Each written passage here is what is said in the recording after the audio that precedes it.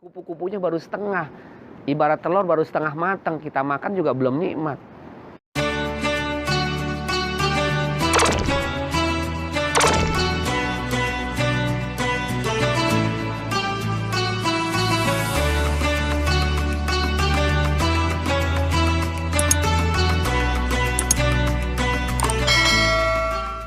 Bismillahirrahmanirrahim. Assalamualaikum warahmatullahi wabarakatuh. Pemirsa yang dirahmati Allah, apa kabar semua? Insya Allah pemirsa dan keluarga yang berada di rumah, dimanapun Anda berada, dalam keadaan sehat walafiat, tetap terus beribadah kepada Allah, dan insya Allah kita husnul khotimah, amin ya rabbal alamin.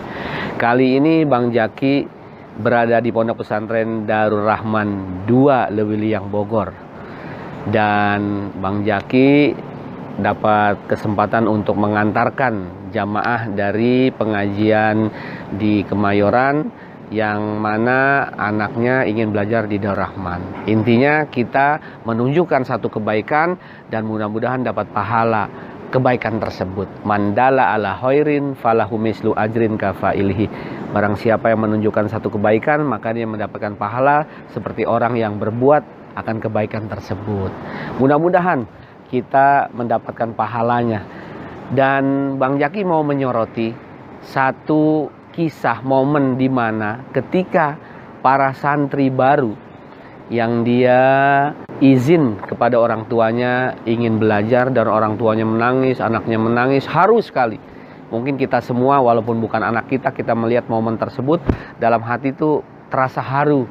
Bagaimana tidak, perpisahan yang begitu luar biasa ketika anaknya sudah lama, mulai dari SD 6 tahun, 7 tahun, berapa tahun bersama keluarga, dan hari ini dia masuk untuk melakukan pendidikan di luar rumah, boarding school, menginap di Pondok Pesantren Darul Rahman. Dia berpisah, yang hari ini dia biasanya dicucikan pakaiannya, makan bersama-sama keluarga, tapi hari ini dia berpisah, makan sendiri bersama kawan-kawannya, cuci baju sendiri dan sebagainya untuk hidup mandiri.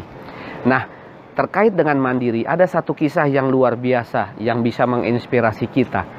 Jadi ada satu anak, dia berjalan-jalan sore, ketika di taman bunga dia melihat ada kepompong, yang mana kepompong ini akan menjadi kupu-kupu, mulai dari ulat, kepompong, dan akan jadi kupu-kupu. Tapi ketika anak itu melihat kepompong yang sebentar lagi mau menjadi kupu-kupu, sepertinya sama dengan kita mungkin. Kita ngelihatnya kesian, itu kepompong sepertinya terjepit di satu lubang yang sempit. Kemudian timbul rasa sosial, kita ingin menolong. Kemudian kita cabut sayap. Yang sesungguhnya itu belum siap kupu-kupu itu untuk terbang, masih proses kepompong. Tapi karena ingin sifat menolongnya, kemudian diambil kepompong tersebut dan dia ingin menerbangkan kupu-kupu. Tapi apa daya, ternyata ya kupu-kupu yang seharusnya memang menjadi kupu-kupu sejati, ya dia keluar dengan sendirinya tanpa harus ditarik. Apa jadinya ketika itu kupu-kupunya, sayapnya belum sempurna dan tidak dapat terbang. Moralnya dari cerita ini adalah ketika kita ya mempunyai anak, betul kita kesian, kita nggak tega melihat anak kerja sendiri, nyuci sendiri, kita bantu. Tetapi justru disitulah ya masalahnya. Kita biarkan anak kita jadi manja, tidak mandiri, sehingga dia apa-apa serba pembantu, serba orang tua.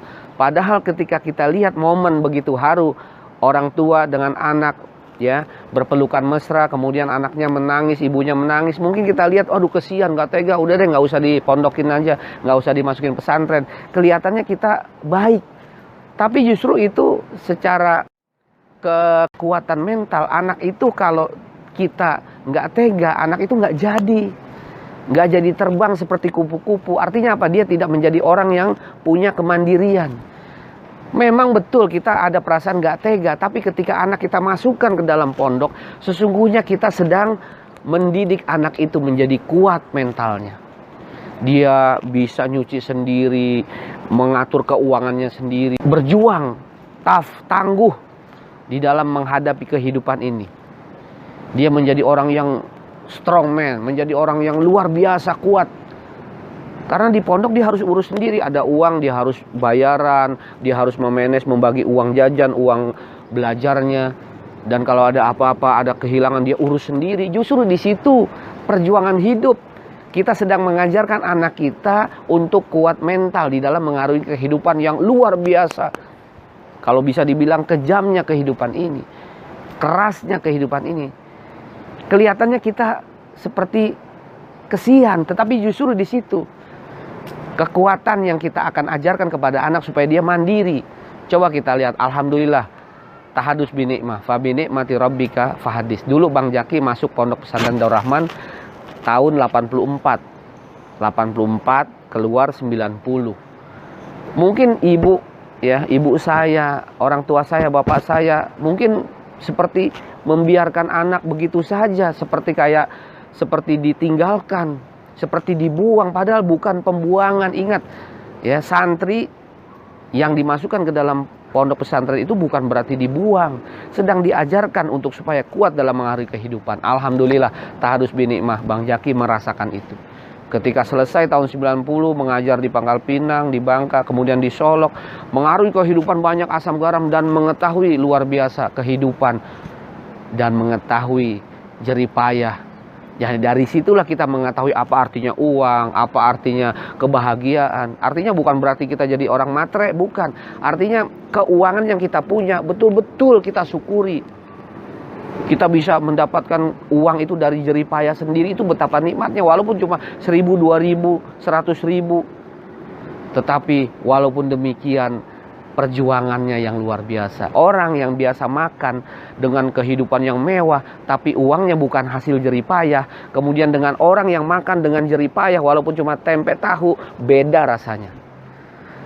Yang anak-anak yang biasa manja makan dengan spaghetti yang macam-macam western food, dia mungkin biasa aja karena besok masih ada lagi orang tuanya. Tapi orang yang dia biasa makan tahu tempe, tapi karena usahanya sendiri, itu tempe terasa ayam, itu tahu seperti makanan mewah. Ini yang kita ajarkan. Nah, jadi kembali lagi ke cerita seorang anak kecil itu, yang dia sebetulnya sejatinya mau menolong untuk kepompong itu keluar, padahal bukannya menolong. Kita anak kita ajarin apa-apa, kita buatin apa gitu, jadi anak jadi nggak mandiri. Jadi kita biarkan, nih pensil, tulis sendiri, ini apa nih, pulpen pewarna, pensil pewarna, dia buat sendiri. Biarkan, berikan kebebasan, tapi bukan berarti bebas sejadi-jadinya. Kita ajarkan tuh anak untuk mandiri. Dia bebas tapi harus bertanggung jawab. Ini yang diajarkan oleh dunia pendidikan pesantren. Jadi hari ini Bang Jaki melihat momen seorang anak berpisah dengan ibunya, bapaknya. Sepertinya antara tega nggak tega untuk melepas anak begitu saja. Apalagi yang anak putri, oke yang laki, anak yang perempuan, dia biasa ngurus ini sendiri, kesian, neneknya kesian apa. Justru kalau kita biarkan, nanti pada akhirnya kita akan merasakan nikmatnya. Betapa ketika anak kita yang sudah lulus 6 tahun di pesantren, kemudian dia luar biasa, bisa memimpin tahlil, membaca suratul Fatihah, apa semua surat dia hafal. Kemudian dia bisa mendidik, mengurus dirinya sendiri, insya Allah dia pun akan bisa mengajari anak-anaknya nanti. Itu kebahagiaan yang luar biasa kita sebagai orang tua ketika melihat anak kita betul-betul mampu menghadapi kehidupan ini. Jadi mudah-mudahan bermanfaat kisah seorang anak yang kelihatannya dia mau nolong kepompong itu untuk biar terbang, padahal belum jadi. Proses kupu-kupunya baru setengah, ibarat telur baru setengah matang, kita makan juga belum nikmat. Jadi berilah kebebasan, tetapi kebebasan yang bertanggung jawab kepada anak-anak kita. Jangan merasa kita nggak tega, enggak. Itu justru pelajaran buat anak kita, supaya anak-anak kita menjadi orang-orang yang kuat, yang membuat bangga orang tua. Hati orang tua merasa senang dengan kehidupan anak yang luar biasa nantinya. Insya Allah bertemu lagi di channel Bang Jaki yang menginspirasi, insya Allah. Dan tentunya kita berharap anak-anak kita menjadi orang yang luar biasa, taat kepada Allah Subhanahu wa Ta'ala, cinta kepada Rasulnya, dan tentunya hormat kepada kita orang tua. Disitulah rasa kebahagiaan kita sebagai orang tua. Insya Allah anak kita menjadi orang-orang hebat. Amin ya robbal alamin. Assalamualaikum warahmatullahi wabarakatuh.